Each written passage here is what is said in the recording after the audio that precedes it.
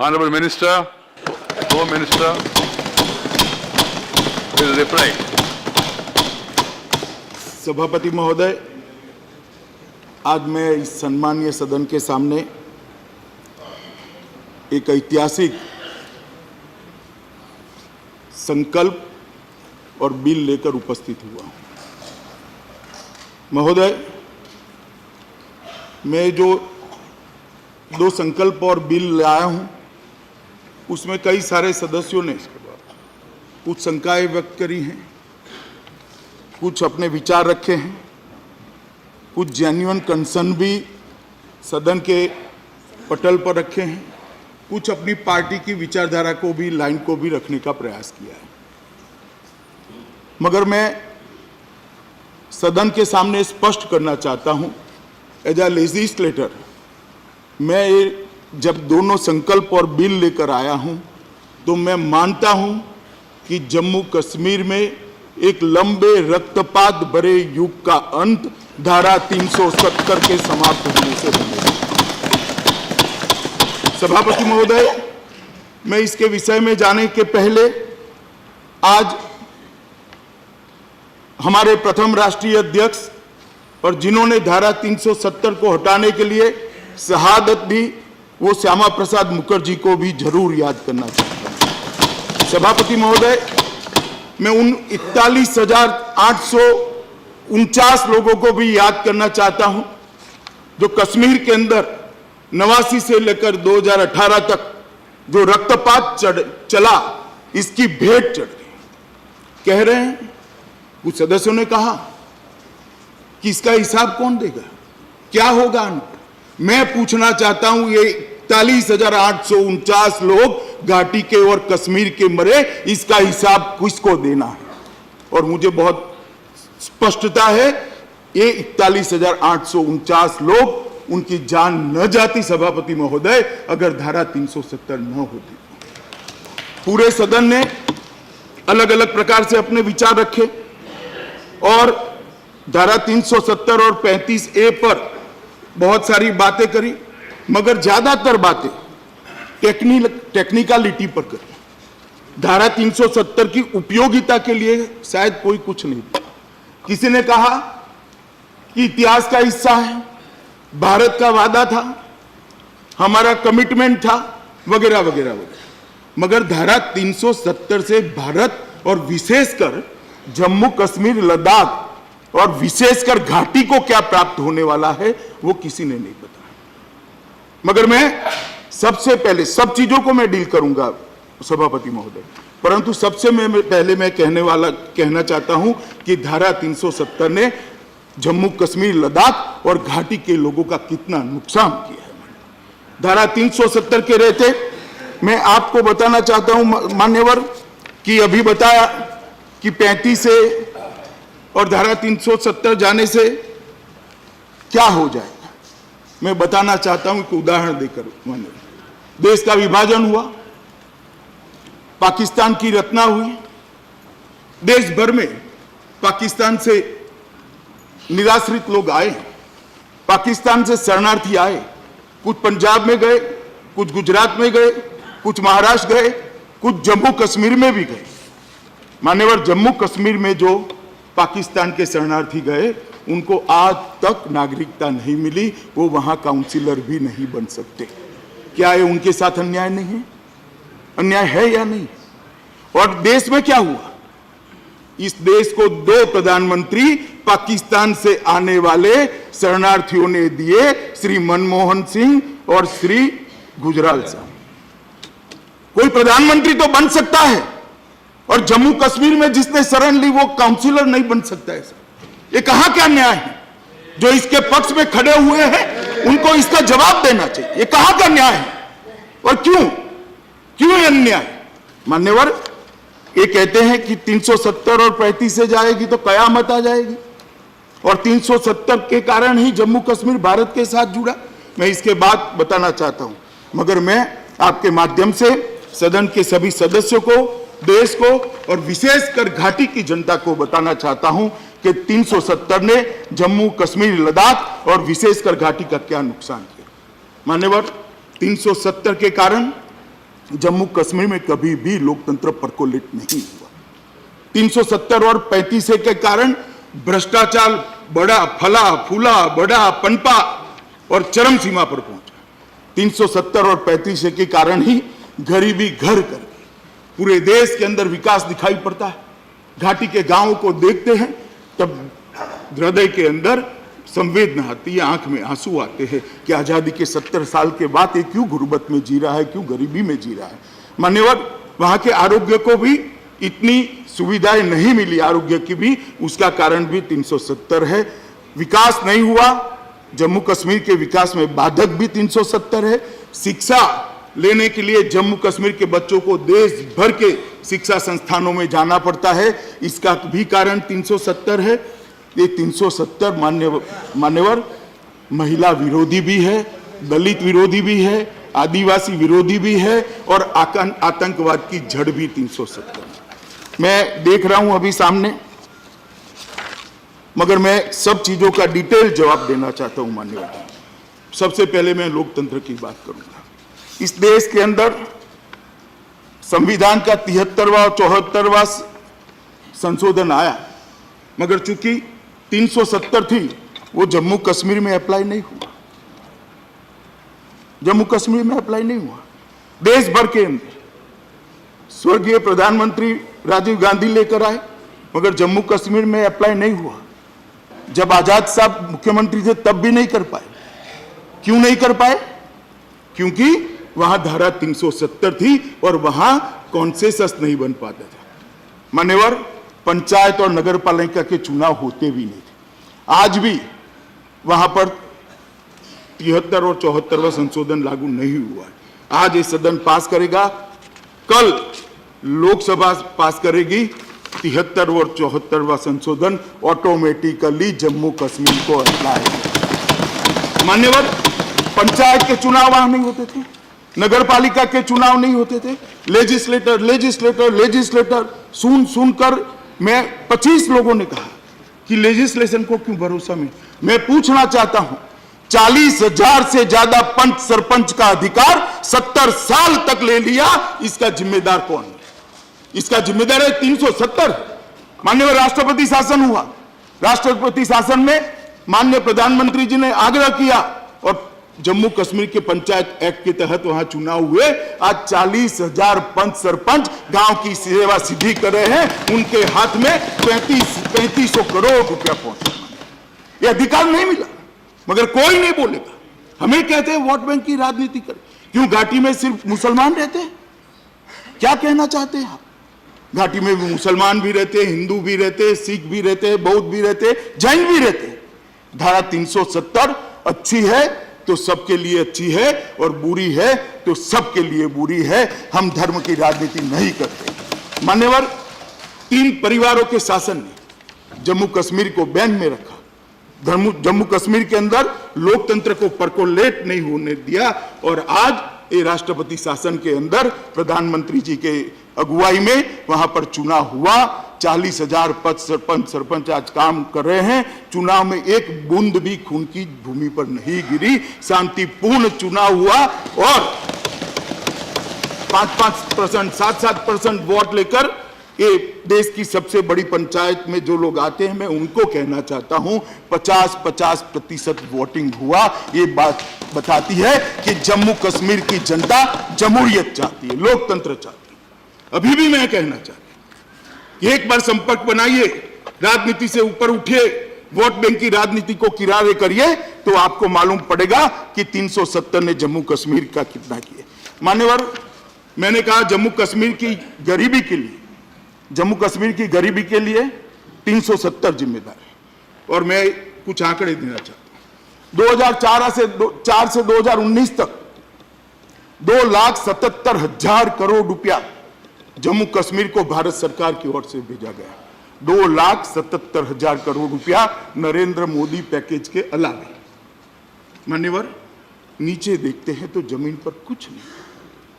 मैं इसमें बाद में आता हूं क्यों कुछ नहीं हुआ, मगर 2011 और 12 में भारत में प्रति व्यक्ति भारत सरकार ने 3683 रुपया भेजा, 3683, और जम्मू कश्मीर में प्रति व्यक्ति 14,255 रुपया भेजा, मगर वहां विकास नहीं हुआ। क्यों नहीं हुआ? क्योंकि करप्शन को कंट्रोल करने वाली एजेंसियों को वहां एंट्री नहीं है। कौन रोकता है? 370 रुपये।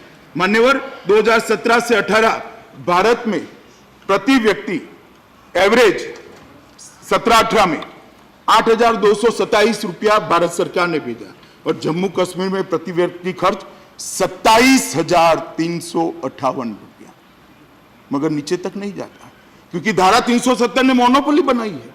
वहां का ही व्यक्ति बिजनेस कर सकता है। चंद लोग जो 3 परिवार के साथ जुड़े हैं, उन्होंने सीमेंट की एजेंसियां ले ली, लोहे की एजेंसियां ले ली। मान्यवर, मैं बताना चाहता हूं, सीमेंट वहां पर देश से 100 रुपया प्रति थैली महंगा है। 100 रुपया प्रति थैली महंगा। क्यों? क्योंकि किसी को बिजनेस करने की वहां परमिशन नहीं है, स्पर्धा ही नहीं होती है, और ये 3 परिवार का आशीर्वाद जिस पर होता है वही बिजनेस कर पाता है। मान्यवर, मैं पूछना चाहता हूं, आज जो 370 की वकीलात करते हैं उनको, ये रुपया कहां गया? जम्मू कश्मीर बैंक के अंदर ऑडिटर गया, एडमिनिस्ट्रेटर रखा, अच्छे अच्छे को चेहरों पर मैंने मान्यवर सर्दियों में पसीना देखा है। और ये जो हो हल्ला हो रहा है वो जम्मू कश्मीर के लिए नहीं हो रहा है, क्योंकि हो हल्ला इसलिए हो रहा है कि अब जांच शुरू हुई, वहां राष्ट्रपति शासन है, जांच शुरू हुई है, इसलिए हो हल्ला हो रहा है। मैं समझता हूं कि इसको एक अलग रंग देना चाहते हैं। और मान्यवर, क्या मिला घाटी के व्यक्ति को? देश आजाद हुआ, देश भर में एवरेज कीमत 1 एकड़ की 3,000 रुपया थी। देश के कई हिस्सों में 30 लाख हो गया, कई हिस्सों में 10 लाख हो गया, कहीं पर 3 करोड़ हो गए, मगर 10 लाख से नीचे शहर के आसपास कहीं पर जमीन का दाम कम नहीं है। और आज जम्मू कश्मीर में क्या है? 3,000 से 30,000 भी नहीं हुआ। जिसके पास भूमि है उसका दाम क्यों नहीं बढ़ा? क्योंकि खरीदारी नहीं है, कोई खरीद ही नहीं सकता है। अब जब कोई खरीद नहीं सकता है तो दाम भला कहां से बढ़ेगा? भाई, क्यों गरीब रखना चाहते? मैं पूछना चाहता हूं कि आप उस व्यक्ति को जिसके पास भूमि है उसको गरीब क्यों रखना चाहते? इसकी वेल्थ को क्यों नहीं बढ़े? राम गोपाल जी कह रहे हैं, मान्यवर, आपके माध्यम से मैं, लखनऊ के आसपास कितना भाव हुआ, कितना रेट हो गया, तो श्रीनगर वाले को राम गोपाल जी अधिकार नहीं है क्या? हमें नहीं देना है क्या? क्यों रोक कर रखना है उसको? मान्यवर, ये गरीबी जो वहां गई है, बढ़ी है, इसका मुख्य कारण धारा 370 और 35 है। मान्यवर, भ्रष्टाचार अथाह हुआ, करोड़ों रुपया, हजारों करोड़ रुपया भारत सरकार ने भेजा, भ्रष्टाचार की भेंट चढ़ गया, और कोई भ्रष्टाचार को कंट्रोल करने वाले कानून वहां पर अप्लाई नहीं होने दे, 370 का उपयोग। मान्यवर, पर्यटन, पूरी दुनिया मानती है कि कश्मीर की घाटी और लद्दाख जमीन पर का स्वर्ग है। मुगल काल से सब लोग मानते हैं, मगर पर्यटन जितना बढ़ना चाहिए था वहां नहीं। बर्फ भी है, तालाब भी है, घाटी भी है, वन भी है, अपार और अथाह संभावनाएं पड़ी है पर्यटन की, मगर वहां पर पर्यटन नहीं बढ़ा, क्योंकि कोई भी अच्छा होटल वहां भूमि ही नहीं खरीद सकता, और भला कौन जाएगा बाहर? पर्यटन की संभावनाओं को सीमित करने का काम धारा 370 ने। बड़ी बड़ी कंपनियां वहां जाना चाहती है, अच्छे होटल लगाना चाहती है, बहुत बड़ी ट्रैवल कंपनियां वहां अपना ऑफिस खोलना चाहती है, घाटी के अंदर खोलना चाहती है। खुल गई तो घाटी के लोगों को रोजगार मिलेगा, घाटी के युवाओं को कामकाज मिलेगा, वो टैक्सी चलाएगा, वहां नौकरी करेगा, कोई गाइड बनेगा। परंतु वहां इसलिए पर्यटन बढ़ नहीं सकता क्योंकि वहां पर 370 के कारण कोई बड़ी पर्यटन कंपनी, मतलब ट्रैवल एजेंसी वहां जा नहीं सकती है, कोई बड़ी कंपनी वहां होटल भी नहीं बने। वहां हजरतवाल है, शंकराचार्य है, वैष्णो देवी है, अमरनाथ है, ढेर सारी रिलीजियस टूरिज्म की संभावना भी वहां पर पड़ी है, मगर इसको ढंग से सभी संभावनाओं को उसका दोहन नहीं हो पाता है, उसको एक्सप्लोर नहीं कर, मानवर विकास भी नहीं होता। कोई व्यक्ति आज जम्मू और कश्मीर में बड़ी इंडस्ट्री लगाना चाहता है तो मुझे जरा समझा दे, 370 के पक्ष में बोलने वाले, मैं थोड़ी देर ज्यादा बैठूंगा, वो कैसे लगाएगा? और बड़ी इंडस्ट्री नहीं लगेगी तो बेरोजगारी कैसे रुकेगी? कोई स्मॉल स्केल इंडस्ट्री वहां जाकर लगाना है, स्मॉल स्केल इंडस्ट्री भी पंजाब से जाकर, हिमाचल से जाकर 35 है और 370 है, वो कहां से लगाएगा? क्यों आप मोनोपोली में आज भी कश्मीर को जकड़ कर रखना? मान्यवर, मैं आपके माध्यम से घाटी के युवाओं को भी कहना चाहता हूं, ये जो आपको स्वप्न दिखाते हैं 370 से घाटी का युवा का कोई भला नहीं होने वाला है। कुछ सियासतदानों का भला होने वाला है, कुछ पॉलिटिशियनों का भला। घाटी को कोई फायदा नहीं। कोई मुझे गिना दे क्या फायदा है, समझा दे क्या फायदा है। हाँ भाई, बिजली मिल जाएगी, चलो 370 चालू रखो। टॉयलेट मिल जाएगा, 370 चालू रखो। रोजगारी मिल जाएगी, 370 चालू रखो। तनख्वाह 5,000 मिलती है, 15,000 हो जाएगी, 370 चालू रखो। और संस्कृति भाषा, बाकी सारे राज्य, इतनी सारी रियासतें जुड़ गई, सबका संस्कृति भाषा विलोपित हो गया है क्या? विलोपित हो गया भारत में। आज महाराष्ट्र की संस्कृति नहीं बची, गुजरात की संस्कृति नहीं बची। मैं इस पर मान्यवर बाद में आता हूं। आरोग्य, हेल्थ, उसकी भी हालत वहां पर खस्ता हाल है, क्योंकि जिस प्रकार से आबादी बढ़ रही है देश भर में, सरकारें इस देश का अकेली सरकार है, इस देश के हेल्थ को अप टू मार्क नहीं रख सकती। कई जगह पर पीपीपी मॉडल को स्वीकार किया गया, कई जगह पर प्राइवेट हॉस्पिटलों को लाया गया मान्यवर, मगर यहां ना पीपीपी मॉडल भी हो सकता है, ना प्राइवेट हॉस्पिटल भी हो सकता है। अगर किसी के प्रभाव से चले जाए तो चले जाए, मगर जब संपत्ति ही अपने नाम पर नहीं होती है तो कोई कैसे जाएगा? और क्या तर्क है इसके पीछे? आरोग्य को भी सुधरने नहीं देंगे हम। आज प्रधानमंत्री आयुष्मान भारत योजना आ गई, मगर अस्पताल कहां? उसको 5 लाख रुपया उपयोग करने का अधिकार मिल गया, नर्स कहां? डॉक्टर कहां? 35 है, कौन डॉक्टर वहां जाएगा? इसके बच्चे को ना वहां वो मताधिकार है, ना वो अपना मकान खरीद सकता है, ना अपनी भूमि खरीद सकता है, ना अपनी ढंग से वहां रहकर मतदान प्राप्त कर सकता है। कौन विश्व का बड़ा डॉक्टर वहां जाकर रहेगा? मुझे जरा 370 की वकालत करने वाले बताएं, कौन मुंबई से डॉक्टर वहां जाकर रहेगा? उड़ीसा में ढेर सारे डॉक्टर जाते हैं, देश भर के जाते हैं, दुनिया भर के जाते हैं। गुजरात में दुनिया भर के डॉक्टर आते हैं, देश के आप, मगर उसको घर खरीद करने की वहां पर परमिशन है। मान्यवर, वो अपने आप को सेफ महसूस करता है, उसको लगता है कि मैं 4 पैसा कमाऊंगा या इन्वेस्ट करूंगा तो वो सलामत है। कोई नहीं जाता मान्यवर, और इसके कारण ये आरोग्य पर भी ढेर सारी जो कमियां दिखती है, उसका मूल कारण भी 300। मैं बहुत शॉर्ट में आंकड़े के साथ में डिटेल में भी बता सकता हूं। आंकड़े तो मैं कल एक पत्र लिखकर गुलाम नबी साहब को भेजने भी वाला हूं कि भाई देखिए, आप भी पुनर्विचार करिए जरा, अभी भी समय है। मान्यवर, शिक्षा, देश भर के 6 से 14 साल के बच्चों को शिक्षा का अधिकार 2009 में मिल गया। संविधान के अंदर सुधार हुआ, राइट टू एजुकेशन मिला। आज कश्मीर में नहीं है। मैं आपके माध्यम से जो लोग 370 के लिए बोलते थे, चाहे कपिल सिब्बल साहब हो, चाहे चिदम्बरम साहब हो, चाहे गुलाम नबी आज़ाद, क्यों कश्मीर के घाटी के बच्चों को शिक्षा का अधिकार नहीं मिलना चाहिए, इसका जवाब 370 के एडवोकेट्स ने देना चाहिए। क्यों नहीं मिला उनको वो अधिकार? क्योंकि यहां संविधान का हमने जो सुधार किया वहां स्वीकृत नहीं किया। अब कोई जरूरत नहीं है, कल अगर लोकसभा इसको पारित करती है तो ये शिक्षा का अधिकार कल रात से जम्मू कश्मीर के हर बच्चे को मिलेगा, हर बच्चे को मिलेगा। मान्यवर, प्राइवेट एजुकेशनल इंस्टीट्यूशन नहीं आते, क्यों जाएंगे वहां? कौन प्रोफेसर वहां पढ़ाने जाएगा? कौन अपना पैसा निवेश करेगा? इसके नाम पर तो संपत्ति नहीं हो सकती। एप्रिसिएशन होगा, वो उसको फायदा नहीं मिलेगा। कौन भला जाकर वहां कॉलेज? और क्यों पकड़ कर रखना चाहते हैं 300? कारण क्या है? मैं नहीं समझ पाता।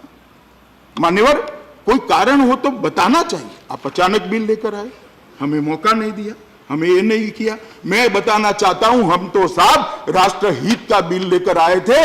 आप इंदिरा जी को इलाहाबाद के जजमेंट से बचाने का संवैधानिक सुधार उसी दिन लेकर, उसी दिन पारित कर इस देश की डेमोक्रेसी को, और हमें उपदेश देते हैं। मान्यवर, मैं बताता हूं, मैं तो जो बिल को पायलट कर आया हूं, मान्यवर, मैं तो जो बिल को पायलट कर आया हूं, वो बिल के अंदर मैं मानता हूं, मतभेद हो सकता है, मैं मानता हूं 370 और 35 से हटाने से घाटी का, जम्मू का, लद्दाख का भला होने वाला है और साच अर्थ में जम्मू कश्मीर ये 370 और 35 से हटने के बाद मान्यवर भारत का अभिन्न अंग बनने वाला है। शेड्यूल बता दें, शेड्यूल 1 में जम्मू कश्मीर राज्य है। गुलाम नबी साहब ने बताया कि शेड्यूल 1 में जम्मू कश्मीर राज्य है। मैं पूछना चाहता हूं, जम्मू कश्मीर राज्य है वो तो मैं मानता हूं, मगर मुझे बताइए कि भारत की दोनों संसद जो कानून पारित करती है वो जम्मू कश्मीर में अप्लाई होता है क्या? जम्मू कश्मीर के नागरिकों को उसका फायदा मिलता है क्या? सरकारें कानून सरकार चलाने के लिए नहीं बनाती, सरकारें कानून नागरिकों के भले के लिए बनाती है, भले के लिए। और अगर नागरिकों के भले के लिए इस देश की संसद ने, दोनों सदनों ने कोई कानून को पारित किया मान्यवर, वो वहां पहुंचता ही नहीं। गुलाम नबी साहब ने मान्यवर मुझे कहा, मुझे एड्रेस कर कहा कि इंटरस्टेट शादियां होने लगी। अब सुनते नहीं है साहब, मेरा थोड़ा गुलाम नबी साहब सुन ले मान्यवर। उन्होंने कहा इंटरस्टेट शादियां हो रही। मुझे बताइए साहब, एक जम्मू कश्मीर की बच्ची ने किसी ओडियावासी से शादी कर दी तो उसको और उसके बच्चों को वहां पर कोई अधिकार मिलने वाला है क्या? आप खुश हो रहे हैं शादियां हो रही है, ये शादियां तो कानून नहीं है फिर भी हो रही है। एक बार खुला कर दो, जम्मू और कश्मीर साच अर्थ में हिंदुस्तान के साथ घुल मिल जाएगा, कुछ नहीं होगा। एक मेंटल बैरियर है, ये वोट बैंक की राजनीति है और एक खामखा बोझ लेकर कुछ लोग घूमते रहते हैं, ये हो जाएगा वो हो जाएगा। मान्यवर कुछ नहीं होने वाला है। मान्यवर शिक्षा के अधिकार को वहां ले जाना है तो भी 370 चाहिए। महिलाओं के सारे अधिकार के कानून जो बने हैं और उनको, महिलाओं को, उनके बच्चों को अगर अधिकार देना है तो भी 370 चाहिए मान्यवर। ये 370 दलित और आदिवासी विरोधी है मान्यवर। मैं पूछना चाहता हूं कि वहां कितना % ओबीसी है मान्यवर। आपके माध्यम से मैं रामगोपाल जी को भी पूछना चाहता हूं कि उनकी पार्टी तो ओबीसी की खैरख्वाह पार्टी है, हमेशा बात करती है। आपको मालूम है रामगोपाल जी, वहां पर ओबीसी को रिजर्वेशन ही नहीं मिल पाता है। ट्राइबल्स को राजनीतिक रिजर्वेशन नहीं मिलता, दलित को राजनीतिक रिजर्वेशन नहीं मिलता। इसीलिए आज बहन मायावती की पार्टी ने इसका समर्थन किया है, इसके पक्ष में वोट। मैं सुन रहा था सर, मान्यवर कब तक इनके साथ अन्याय करें? और ये जो ट्राइबल है सिर्फ हिंदू नहीं है, जो कहते थे वोट बैंक हम वोट बैंक की भाई वो तो गुर्जर है, मुस्लिम गुर्जर है, उनको भी रिजर्वेशन से वंचित करा है। कोई ये तो समझा दे प्राप्त क्या होगा। बिल 11 बजे लिए, 11 बजे चर्चा कर ली, 370 ऐसे ही आप बदल देते हो। कहते कि कॉन्स्टिट्यूशनली ठीक नहीं है। मुझे भी मालूम है कि साहब कुछ पार्टियों ने एनजीओ की ब्रिगेड बनाकर रखी है और ये बिल को चैलेंज करेंगे, मुझे भी मालूम है। और मैं मान्यवर आपके माध्यम से सदस्यों को कहने आया हूं, कोई भी लीगल स्क्रूटिनी से इस बिल को कोई कुछ नहीं होने वाला है। हर लीगल मान्यवर दलित, आदिवासी, ट्राइबल, इसके लिए कहीं पर कोई व्यवस्था नहीं हो पाई है। इसका कारण भी 370 है। अब मान्यवर मैं आता हूं आतंकवाद पर। मान्यवर आतंकवाद बढ़ा, जन्मा, पनपा और चरम सीमा पर भी पहुंचा, अब धीरे धीरे नीचे आ रहा है। मगर इसके जड़ में हमने जाना पड़ेगा। मैं आपको बताता हूं मान्यवर समय समय पर ये 370 के भूत ने वहां अलगाववाद को मानने वाले युवाओं के मन में उनको गुमराह कर कर एक बड़ी नाराजगी की भावना खड़ी की। नाराजगी की भावना खड़ी, पाकिस्तान ने उसका उपयोग किया और देश में जम्मू कश्मीर में आतंकवाद देश से कई गुना ज्यादा बढ़ा। मान्यवर आज तक 41,400 से ज्यादा लोग मारे गए। क्यों मारे गए? और मैं पूछना चाहता हूं कि आप कह रहे हैं कि आप आपकी पॉलिसी ठीक नहीं है, हमारी पॉलिसी ठीक नहीं, चलो एक मत हो सकता है, मगर आपकी पॉलिसी ने क्या किया? किसकी पॉलिसी के कारण 41,894 लोग मारे गए? पॉलिसी किसी ने नहीं बदली। जवाहरलाल जी जो चालू कर आए थे वही पॉलिसी चल रही है। किसकी जिम्मेदारी है इसकी? क्यों मारे गए? मान्यवर, स्वायत्तता की मांग उठी।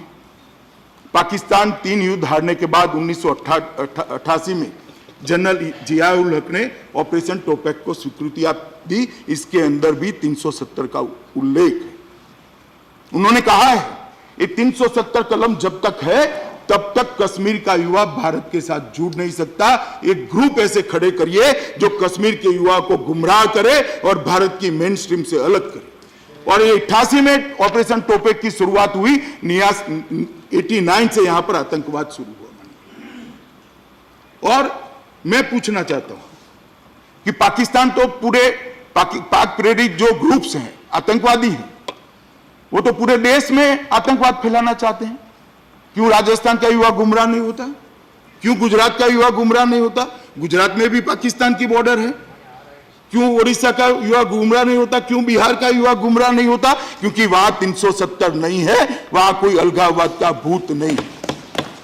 मान्यवर, 370 नहीं, समय समय पर जब भी आतंकवाद खत्म होने की कगार पर आता है 370 को लेकर कुछ लोग ये चीज को बढ़ाना शुरू करते हैं। और मैं मानता हूं मान्यवर, हुर्रियत, आईएसआई, घुसपैठिए, ये सब लोगों ने कश्मीर के युवाओं को गुमराह करा है।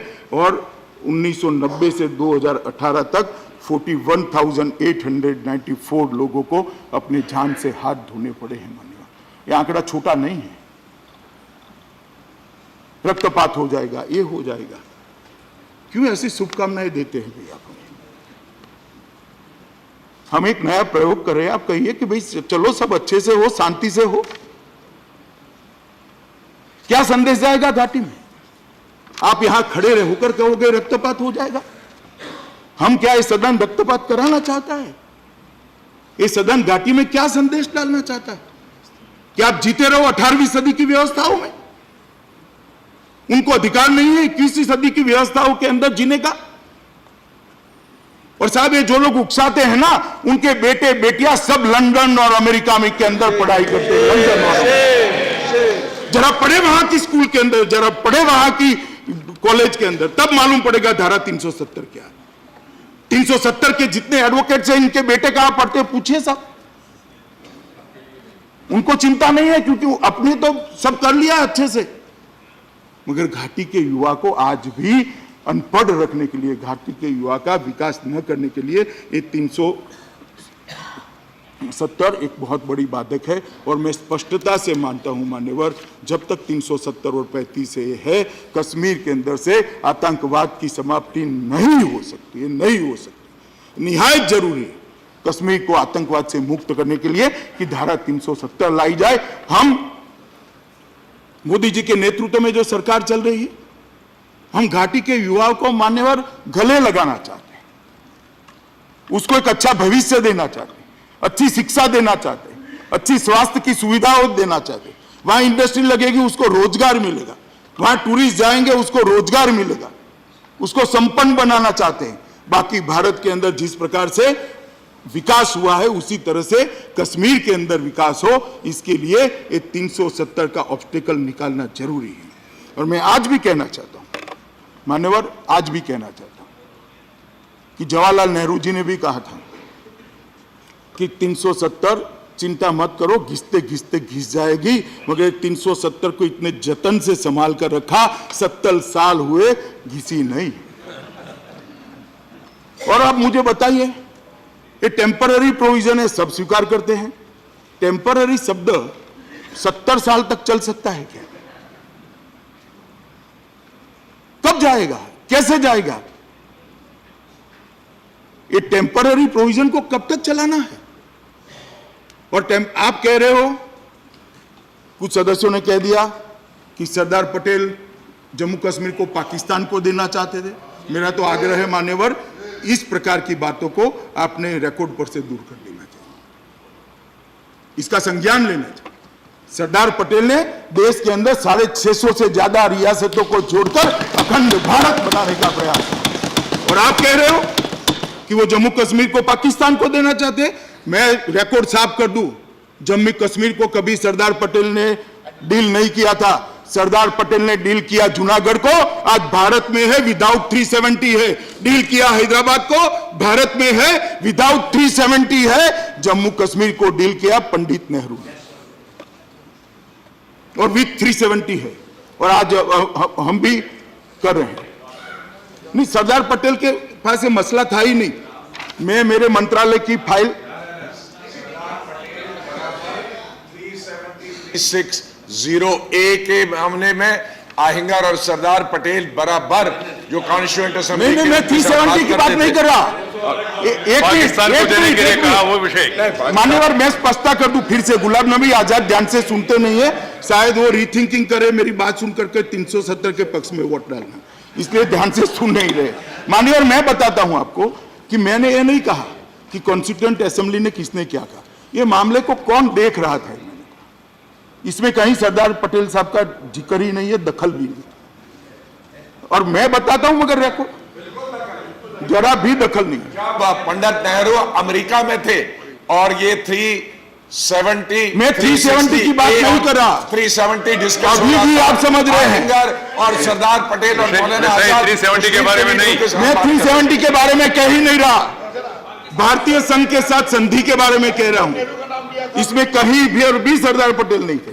मान्यवर, मेरा विनम्रता से कहना है कि 370 है, ये आतंकवाद की झनक है, इसलिए 370 का जाने का समय आ गया है। और अगर आज 370 नहीं जाती है तो आतंकवाद को हम जम्मू कश्मीर से नाबूद नहीं कर पाएंगे। मान्यवर, कुछ लोगों ने कहा कि 370 जम्मू कश्मीर को भारत के साथ जोड़ती है। स्पिरिट से देखा जाए तो वो ठीक है, मगर मैं दो तिथियां कहना। महाराजा हरि सिंह द्वारा 27 अक्टूबर 1947 में instrument of accession of Jammu Kashmir में साइन किया गया। वो कब करा? 27 अक्टूबर 1947 में, और 370 1949 में आई। भारत के साथ जुड़ाव का 370 से कोई लेन देन नहीं है। मान्यवर, ये भ्रामक प्रचार किया गया है।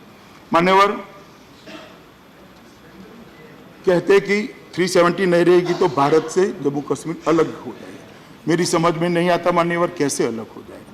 और मैं घाटी के लोगों को कहना चाहता हूं, इस देश में बहुत सारी रियासतें थी, 370 के बगैर, 35 के बगैर भारत के साथ घुल मिल गई, मगर सबने अपनी अपनी संस्कृति बनाकर रखी।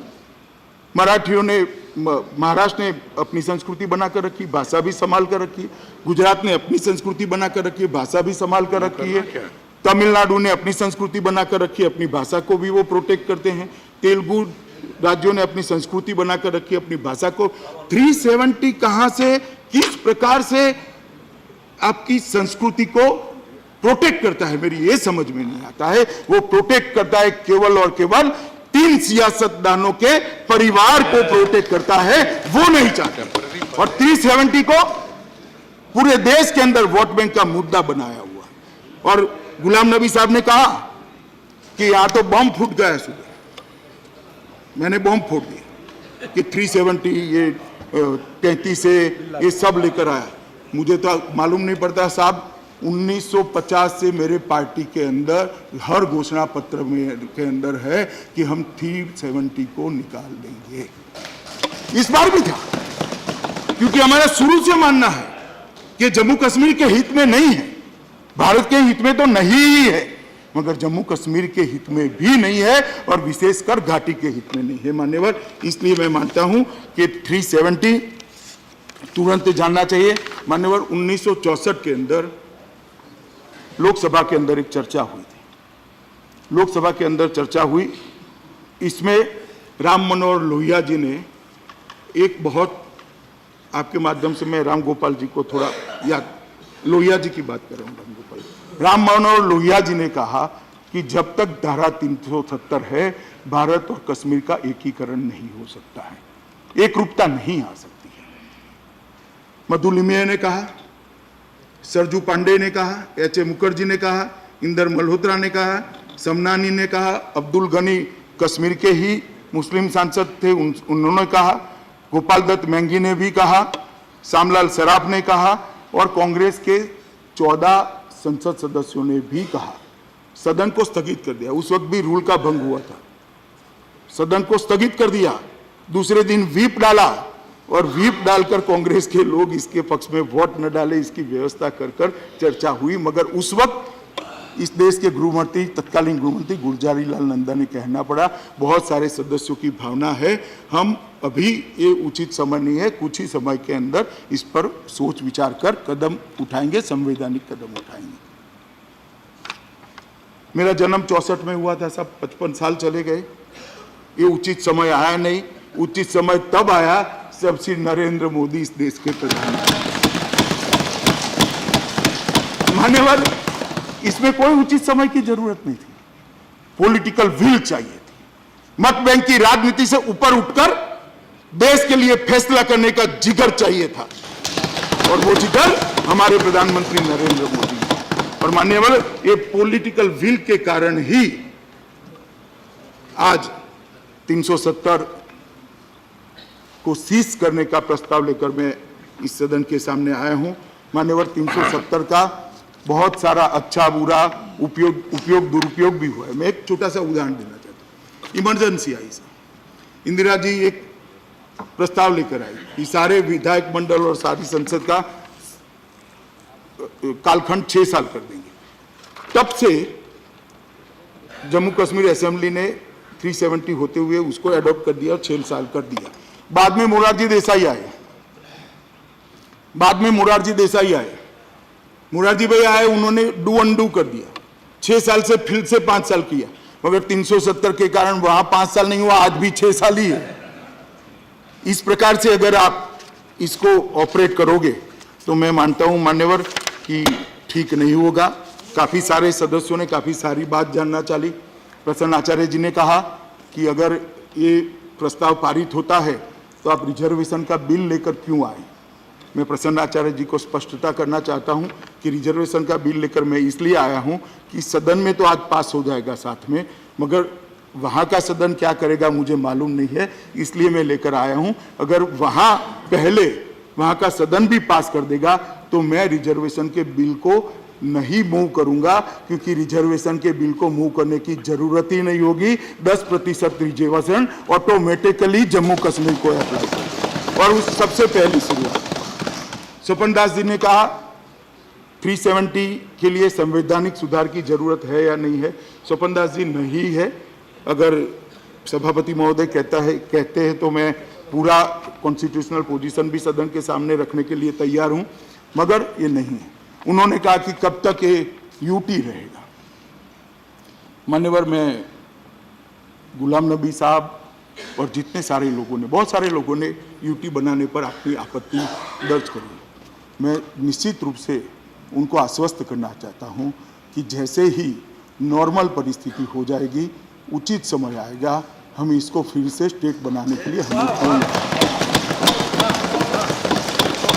और मैं आज इस सदन के माध्यम से जम्मू कश्मीर की जनता को भी कहना चाहता हूं, जम्मू कश्मीर भारत का मुकुटमणि है और इसमें हमें कोई मतभेद, कोई दिक्कत, जब भी उचित समय आएगा।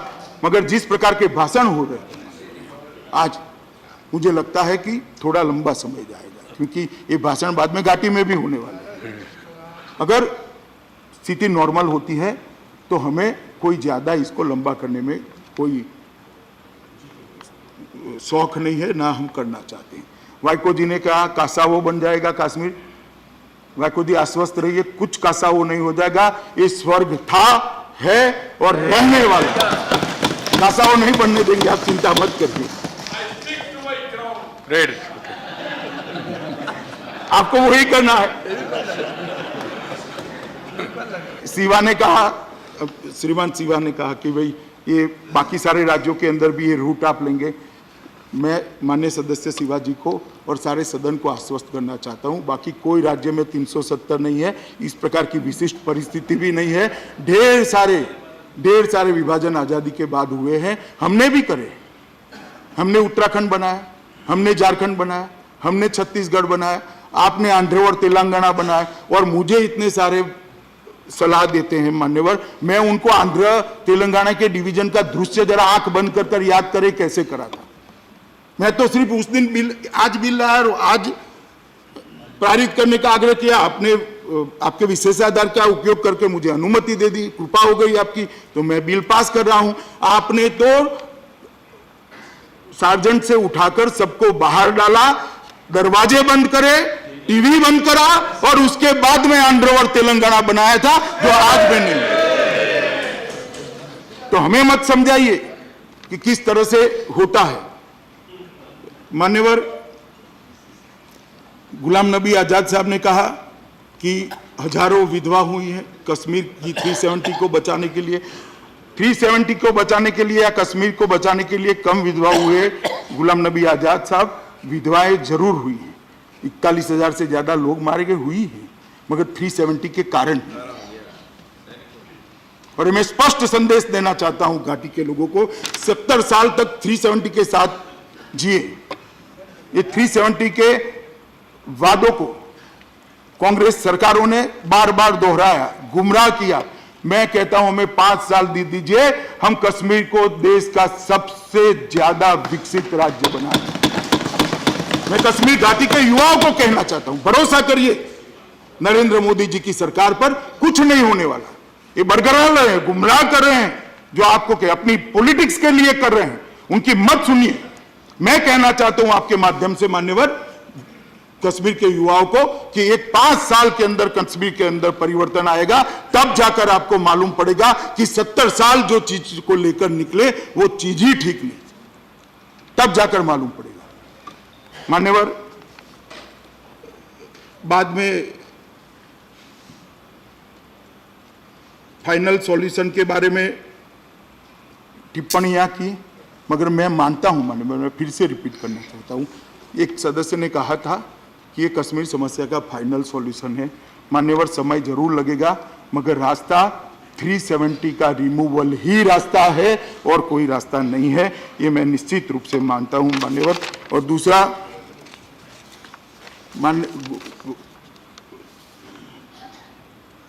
चिदम्बरम जी ने सवाल किया कि 370 का उपयोग 370 के सुधार के लिए कैसे कर सकते हैं। जो कॉन्स्टिट्यूशन ऑर्डर आया है चिदम्बरम जी, 367 रेड विथ 371D है। आप एक बार ध्यान से उसको देख लीजिएगा तो कॉन्स्टिट्यूशन ऑर्डर की वैधता आपको भी मालूम हो जाएगी। मान्यवर, मैं आज इस भाषण के अंदर कोई पॉलिटिक्स करना नहीं चाहता, मेरे पास बहुत सारा मटेरियल है, परंतु मैं बड़े भाव के साथ आज ट्रेजरी बैंक के बेंच के और विपक्ष के दोनों सदस्यों को कहना चाहता हूं कि अलग अलग रास्तों से धारा 370 के साथ कश्मीर के अंदर सामान्य स्थिति लाने का प्रयास सबने अपने अपने तरीके से मन से करा है। मैं कोई ऐसा नहीं कहता कि किसी ने मन के बगैर किया, आधा अधूरा करा है, सबने मन से करा है, मगर कश्मीर के अंदर सामान्य स्थिति नहीं हुई है, ये वास्तविकता को हमने स्वीकारना पड़ेगा। आज मैं ये जो 2 संकल्प और विधेयक लेकर आया हूं, मुझे लगता है कि कश्मीर की समस्या के समाधान का रास्ता यहीं से होकर निकलेगा, मुझे विश्वास है मान्यवर। तो मैं सभी को कहता हूं कि हम सब वोट बैंक की राजनीति से ऊपर उठ जाएं, हम सब वोट बैंक की राजनीति से ऊपर उठ जाए और कश्मीर को नॉर्मल होने के लिए सरकार की भी सहायता करे, कश्मीर के युवाओं को भी सहायता करे, और कश्मीर के लिए जो अच्छा सोचते हैं वो सब लोग एकत्रित आकर ये धारा 370 हटाने का जो कदम हुआ है वो कदम को हम लेकर जाएं कश्मीर की जनता के बीच में। और ये सदन यूनाइटेड होकर, सदन की काफ़ी सारी पार्टियां, आमतौर पर हमारे साथ मान्यवर जो पार्टियां नहीं रहती हैं, ऐसी पार्टियों ने भी आज समर्थन में भाषण करे। आप पार्टी ने किया है, बसपा ने किया है, YSRCP ने किया है, TDP ने किया है, बहुत सारे लोगों ने, आज BJD ने किया है, बहुत सारे लोगों ने पक्ष में भाषण दिए और सब लोग मानते हैं। AIDMK ने भी किया, AIDMK ने, AIDMK ने भी किया। और मान्यवर में जो नया जोड़ा उनका नाम ले रहे हैं भाई, अब पुराना है मान्यवर, और मैं सबको ये भी बात कहना चाहता हूं, रात को घर पर जाकर सुबह के टीवी के कार्यक्रम देखिए। देश की जनता एक मुख से मानती है कि 370 के जाने से कश्मीर हमेशा के लिए स्वस्थ हो जाएगा, अच्छा हो जाएगा, इसकी समस्या का समाधान हो जाएगा। जब जनता का इतना बड़ा दृढ़ विश्वास है तो आज जनता का विश्वास देखकर मान्यवर मेरा भी विश्वास बहुत बड़ा है। मैं तो पहले से मानता हूं कि 370 कश्मीर को नॉर्मल बनाने के लिए सबसे बड़ा हर्डल है, और मुझे ये भी मालूम है अगर वोट बैंक की राजनीति करना कुछ पार्टियों ने चालू करा तो इसको चैलेंज कर कर और उसके रास्ते में हर्डल भी खड़े किए जाएंगे। सारे हर्डल को पार करते हुए मान्यवर ये 2 संकल्प और एक जो बिल है वो तीनों, और चौथा रिजर्वेशन का बिल, ये तीनों बिल मान्यवर कश्मीर को नॉर्मल बनाने की दिशा में आगे जाएंगे।